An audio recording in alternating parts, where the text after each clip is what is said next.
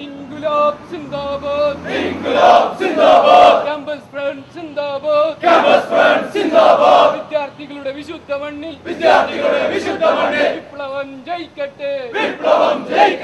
വിദ്യാർത്ഥികളുടെ വിശുദ്ധ മണ്ണിൽ വിപ്ലവം ജയിക്കട്ടെ! ഇൻകുലാബ് സിന്ദാബാദ്! ഇൻകുലാബ് സിന്ദാബാദ്! Campus Front Zindabad!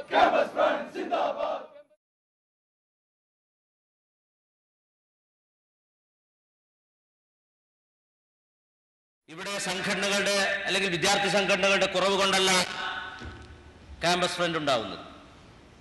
ഇഷ്ടം പോലെ സംഘടനകളുണ്ട്. പക്ഷേ വിദ്യാർത്ഥികളെ ചൂഷണം ചെയ്യപ്പെടുകയാണ്. എല്ലാ മേഖലയിലും ഇന്ന് വിദ്യാർത്ഥികളെ ഉപയോഗപ്പെടുത്തിക്കൊണ്ടിരിക്കുന്നു.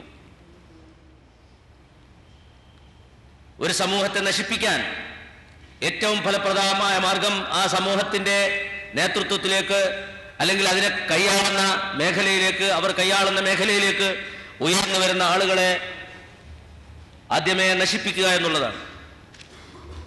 ഇതാണ് ഇന്ന് ലോകത്ത് നടന്നുകൊണ്ടിരിക്കുന്നത്.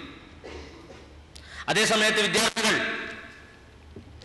അവർ ബുദ്ധിപരമായി നീങ്ങുകയും വിവേകപൂർണമായി പ്രവർത്തിക്കുകയും ചെയ്യുകയാണെങ്കിൽ സമൂഹത്തിൻ്റെ അവസ്ഥയെ മാറ്റിയെടുക്കാൻ അവർക്ക് സാധിക്കും. ഏറ്റവും വലിയ വിപ്ലവം സാധിച്ചെടുക്കാൻ അവർക്കാണ് സാധിക്കുക എന്നതും യാഥാർത്ഥ്യമാണ്.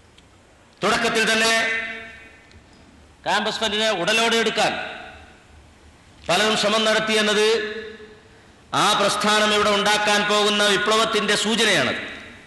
കാരണം